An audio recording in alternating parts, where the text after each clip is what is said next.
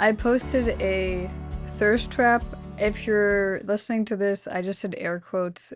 If you're watching this on YouTube, it was interesting. Someone actually asked me what constitutes as a thirst trap. Like, what makes what makes something that someone posts a thirst trap?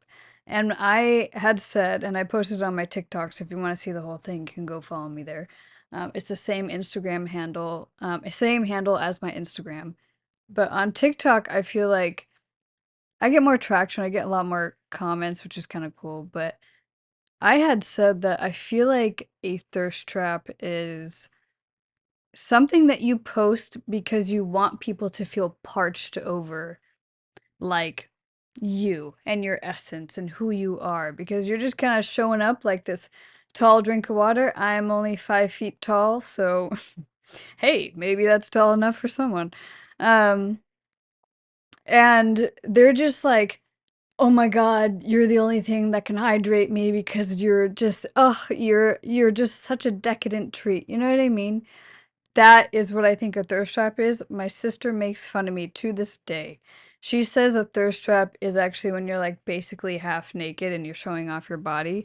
But I'm a classy lady and I don't really like to do that. I mean, back when I was thirst trap savvy on Instagram and I was doing all that, it was literally because I was trying to get like one guy's attention that was not giving me attention because he was liking all these thoughty girls' photos, and so I changed who I was just to get him to like me more. But then by default, actually, and this will kind of tie into today's off episode, by default, he actually didn't ever really take me seriously because of how I was showing up. Because I was always posting like half naked stuff all the time. I was a little overt with my sensuality. It wasn't for me. It was actually for another person, and people can sense that whether they're aware of it or not. Um, and that kind of goes into strangely today's episode. So I've done two episodes on this topic, but like separately. So I've done the fear of being seen, right? And then you are who you surround yourself with. Today's episode kind of ties both of those things together because as you can tell, I was away for a little bit. I had the beautiful chance to go on a wonderful vacation in North Carolina. And before that, I went to one day of hard summer where I saw like a couple of my favorite artists. Now, in both of these experiences, I was spending time with people who I can just be myself around. And by that, I mean, I'm not trying to filter myself. I'm not overtly sensitive of how I'm coming across 24/7. I'm not judging myself and I'm not feeling anxious or nervous or any sort of fear behind how I'm showing up. And I made a video on this that's like 7 minutes long. Um, and that's what has inspired this episode is sometimes I think I think to be seen and to surround yourself with the right people go hand in hand. However, we can't blame our external circumstances or other people for why we're not showing up. We can't blame ourselves entirely for why we're not showing up. They both work together. And by by that I kind of mean like you're one type of person when you hang out with some people and then you're another type of person when you hang out with other people. These different sides of you come out, right? And that's not negative or positive, that's just something to notice. I notice when I'm dating someone who's very, very masculine, I lean into just a very soft energy. And then I notice if I'm dating someone who is in their feminine energy, I'm not in a soft energy. I'm a little bit more like take charge and doing. Um And I was in a relationship like that when I was younger, as you know if you've been following me for a while. So neither one of those sides of me are good or bad. It's just a different side. And then I notice when I'm around people who are introverted, I'm actually very extroverted. When I'm around people who are extroverted, I can be a little bit more introverted. And sometimes, if I'm around certain extroverts, I actually become extroverted. Now, you might call this like I'm a bit of a chameleon, right? I don't think that's the case. I think that I've known myself for a very long time, right? And recently, I've been hanging out with and talking to people where I can just let all sides of myself exist at the same time. But that isn't because of them. It's also because I'm allowing all sides of myself to be seen and to coexist and to exist simultaneously instead of choosing which version of me shows up. If we have to choose a version of ourselves to show up in any given moment, it's one, because we fear rejection, and two, because we're trying to elicit like a certain outcome from the person or the situation, be seen and to coexist.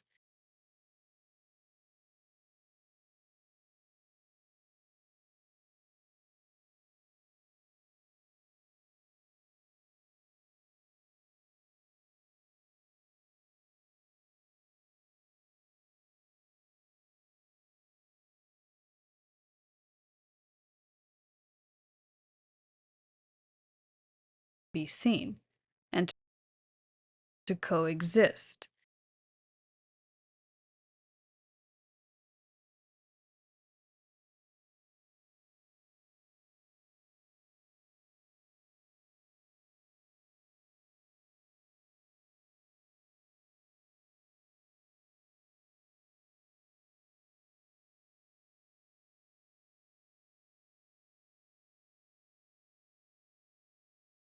Be seen and to coexist.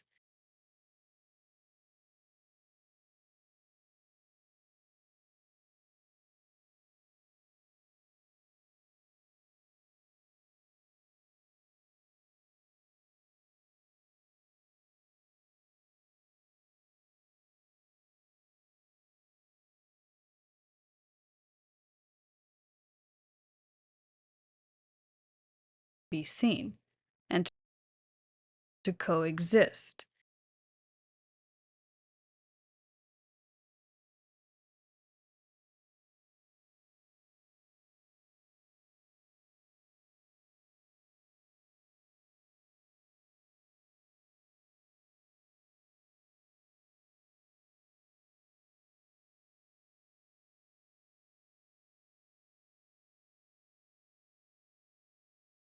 Be seen and to coexist.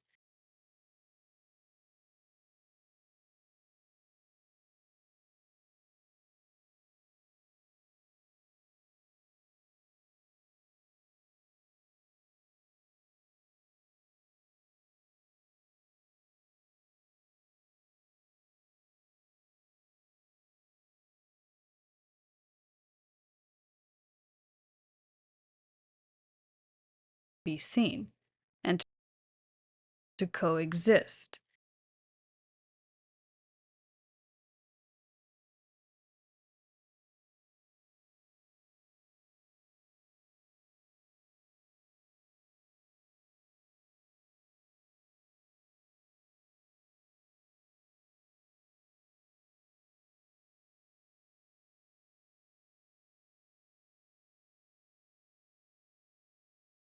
Be seen and to coexist.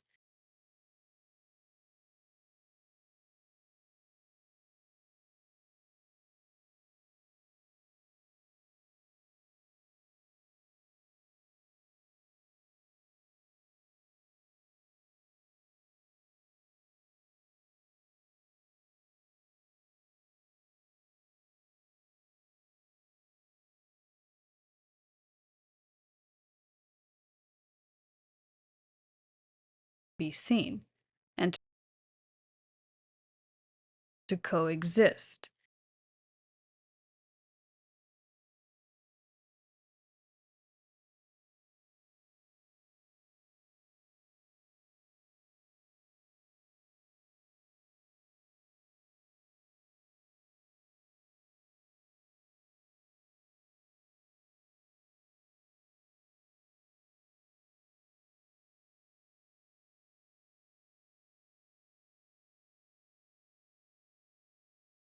be seen, and to coexist,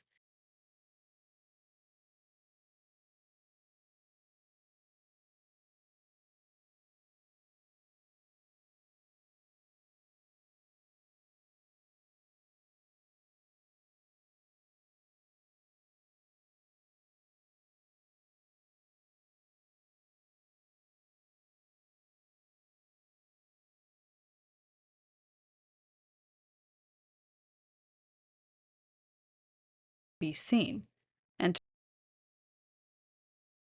to coexist,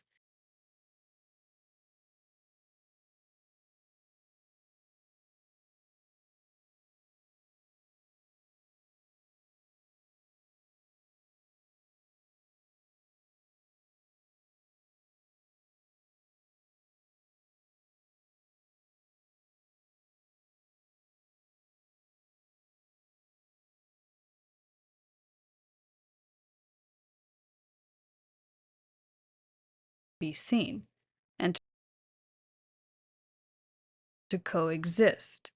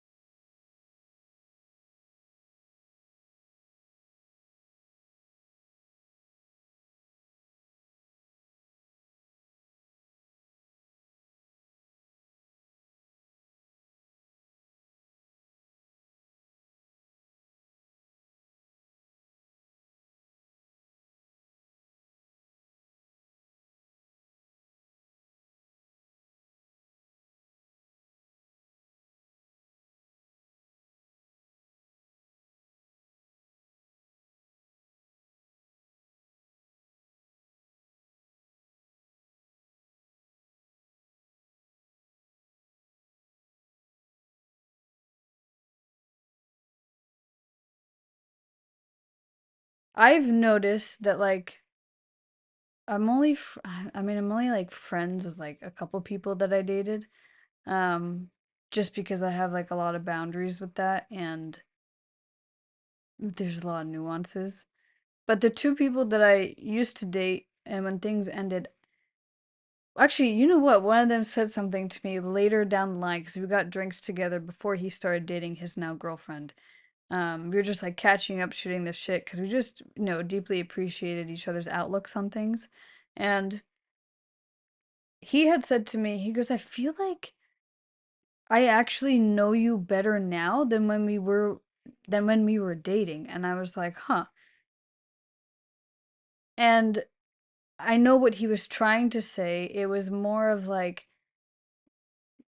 because I liked him so much and because I was craving that like partnership and relationship so badly, the way I was showing up was out of fear of rejection, out of, hey, I want this to turn into a certain thing, out of like my energy kind of consuming the whole situation instead of me just relaxing, sitting back and enjoying it and allowing it to go wherever it's meant to go and not trying to consume the whole experience because I'm expecting an outcome. And I saw this movie on the plane on the plane ride back, and I cried like a fucking baby. I did. I cried so hard watching this movie because it's so true. It's called My Oxford Year or My Year at Oxford. It is a rom-com, but you need to watch the whole thing because it put a lot in perspective for me of certainty, of control, of clarity, and just how wonderful life can be when we're not planning every little thing, when we're not trying to show up perfectly, when we're not trying to be carefully curated, when we're not trying to show up one way and then show up another way. And to be honest, and this is just a little tidbit, I don't want to go on a whole tangent, but like the reason why creators get so burnt out, the reason why creators create and then they stop, is because you're being a different version of yourself every time you show up.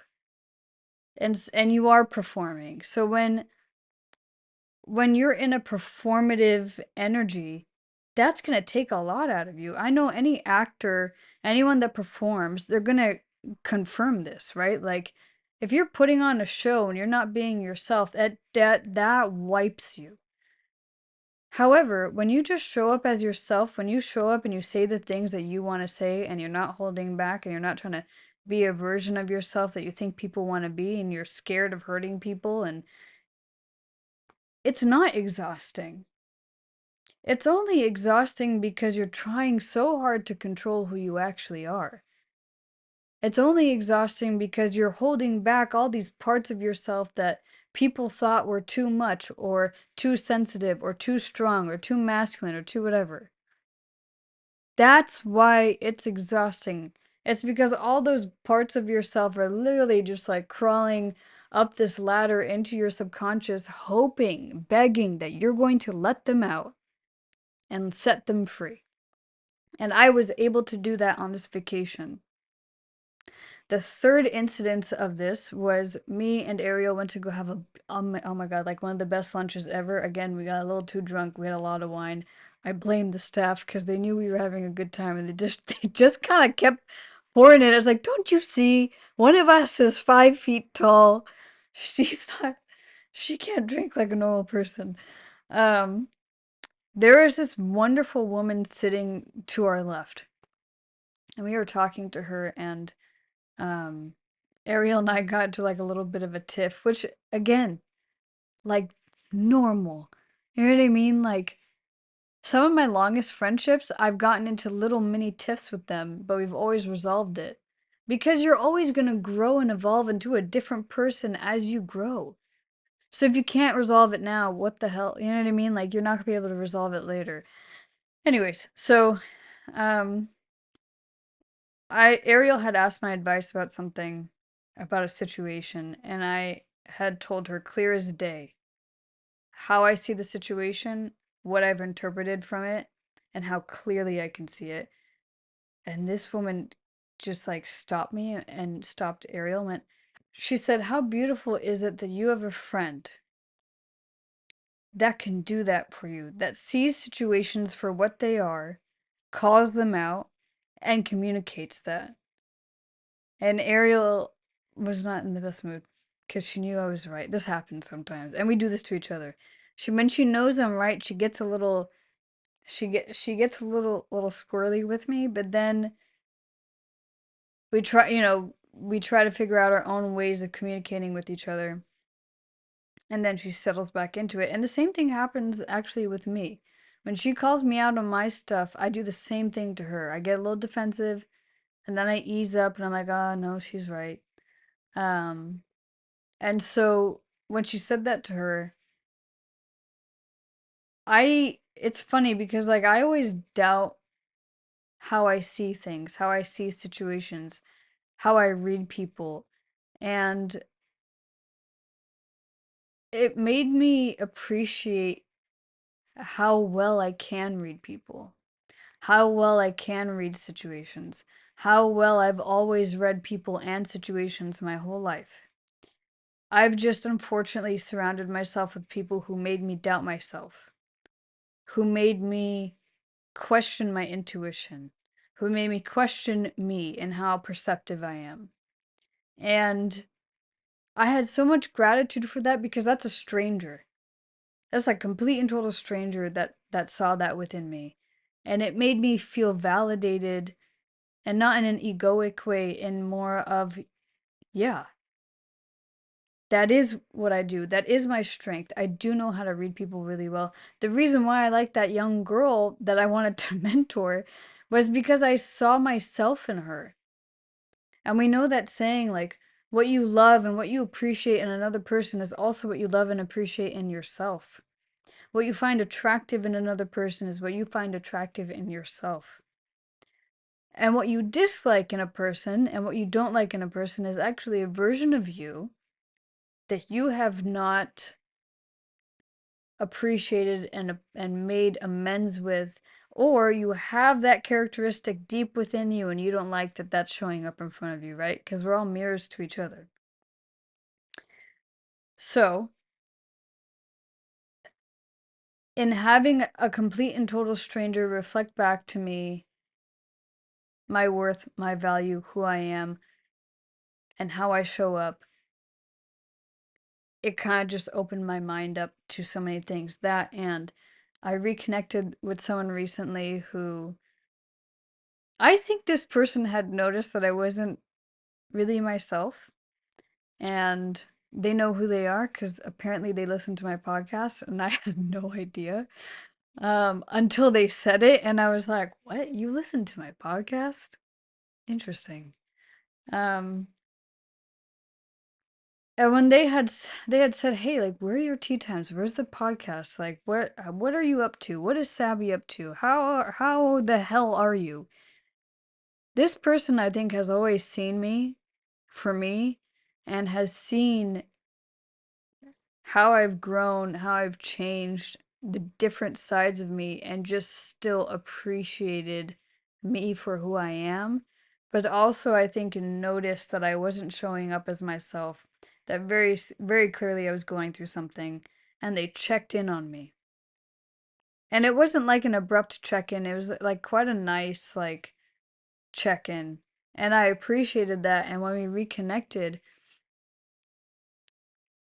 I noticed like this mask was off of me. And I was just able to like be myself and be a little sassy and be a little fiery and be a little cheeky and also speak my mind, ask for my needs, express myself. And I was met with the same energy because I wasn't expecting anything, because I'm not trying to get something from the other person, because I'm not putting any sort of pressure and I'm just kind of enjoying being myself. By default, that is when connections are built. And so when connections are built because you're just being you, being mindful. I'm not saying like say the out of pocket things that are going to hurt everyone's feelings. I'm saying like express yourself, but do it in a way that you know is healthy. Do it in a way that you know is of your highest being, of your highest you. Do it in a way that is authentic to who you are. And it's funny because I'm actually quite a positive person. I always have been. I've always been very positive, a little funny, a little like very extroverted when I was young.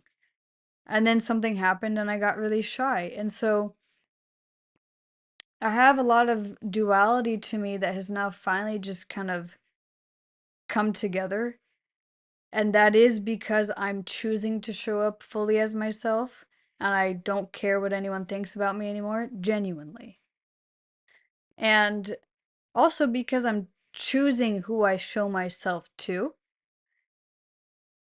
And because I have been ripping the band-aid off with how I show up. And I've noticed the more I just show up as me and the more I just show myself, the more the right people appreciate me. I have always been very self-conscious of having curves. Because growing up, curves was not the thing, right? Like in high school, middle school, the men liked women who were like, very athletically built or did not have a lot of curves and just had, a, if you're watching this on YouTube, you know what I mean. I've always tried to hide my curves. I've always tried to be really thin. I've always tried to almost like deplete myself of being who I am, even physically, and showing up physically. And I put together like this really cool, I should have posted it as a reel, but I don't know why. But I posted it on my stories, like on my personal page and my business page, of like clips and highlights of, when on my trip. In that, my body was shown off. My curves were shown off. And I had a moment where I was a little self-conscious about posting it because I went, oh my God, people are going to see what I look like what I look like. They're going to see, you know. And when I did, I had the opposite response. I felt more attractive. I felt more appreciated. I felt more valued, that I am simply being appreciated for me. And I'm simply being appreciated for all that I am, and that I don't need to hide, and that I don't need to cut myself down, and that I don't need to hide even like the silly, outgoing parts of me. Like, yeah, I'm very deep. Yes, I'm very intellectual. Yes, I have a lot of emotions. Yes, I have a lot of intensity. Yes, I'm very feminine. Yes, I have a little bit of that masculine edge energy. Yes, I have like, the queen of darkness. The queen of darkness, darling. But I also have like this lighthearted, goofy energy that never gets to come out. I also say really out of pocket, funny, sarcastic things, and I hide that too. And I don't know how to explain it, but I just kind of feel free. But I feel free because I've done it. I feel free because I've chosen to free myself. Because I've chosen to show up, because I've chosen who to surround myself with. So now I'm very careful with how I feel and with who. One. Two, if I show up fully as me and I notice an ounce of judgment or disrespect or someone trying to take me down, I know right away now, nope, sorry. Because the only reason why you'd continue to put yourself around people who refuse to see you is because you feel like you have a point to prove, because you want to feel chosen. However, if you choose yourself every day, then you know choosing other people that will never choose you is disrespecting yourself. And it's disrespecting the little you that always wanted to be seen, always wanted to be held, that always wanted to be loved, and that always just like I want it to be a little spicy and carefree. There's this photo, and I'll put it up on YouTube. There's this photo of me. Naturally, I have very, very curly hair. I don't wear it naturally curly all the time because it is a lot of hard work. Um, but there's like this cute photo of me sitting like behind the wheel of a car. It's on my personal page. Also, you can go follow my personal page. I don't care anymore. If I think you're creepy and weird, I will just remove you. Anyways, on my personal page, there's like a video of me behind the wheel of the car with my curly hair, like being a little like sassy. And I always think back to when I feel like someone's trying to quiet me or diminish me or make me feel small, I think about that photo. I think about that photo of when I was a kid. I did this at a retreat too at on-site where they have you look at a photo of you when you were younger because that is your truest essence of like who you are. And so I have that photo, but I also have like a really cool photo of like my mom holding me, and there's like a complete and total stranger to my right, and I'm just like giving them like the biggest side eye ever because I'm like, who the hell are you? And that's part of me too. The intensity, right? The ability I have to see through things. All of it's allowed to exist. So if you're having a hard time actually being able to tap into who you are, I I think it's wonderful that so many people come into our lives for so many different reasons. And some are here to heal us, some are here to help us, some are here to push us, to awaken us, to love us. Some are here to stay, some aren't. And we have to be at peace with that because maybe, just maybe, all of these people that come into our lives, the ones that leave, are maybe trying to push us further and further and further into our full being of us.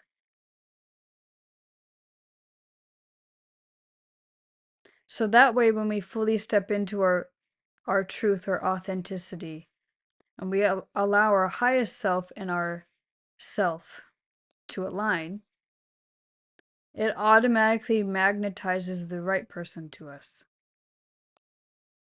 Because when the right person comes along, you won't have to pretend. You won't have to ask ChatGPT at 3 a.m., what the hell does this text mean and how do I respond in an emotionally grounded, open way? They'll just bring it out of you.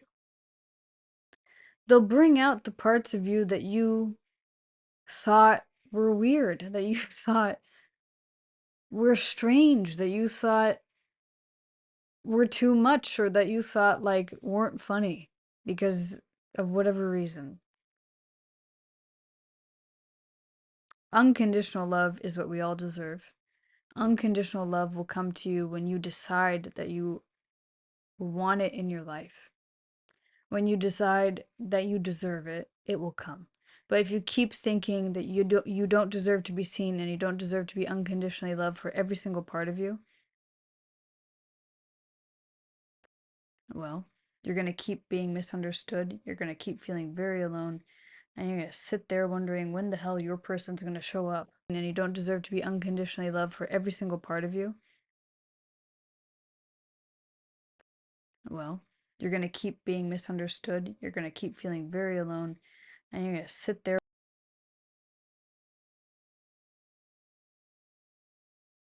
And you don't deserve to be unconditionally loved for every single part of you. Well, you're going to keep being misunderstood. You're going to keep feeling very alone. And you're going to sit there.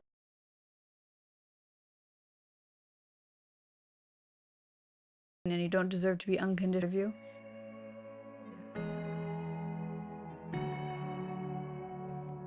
I encourage you to follow, like, subscribe, and rate this so that it pushes it out to whoever else might need it.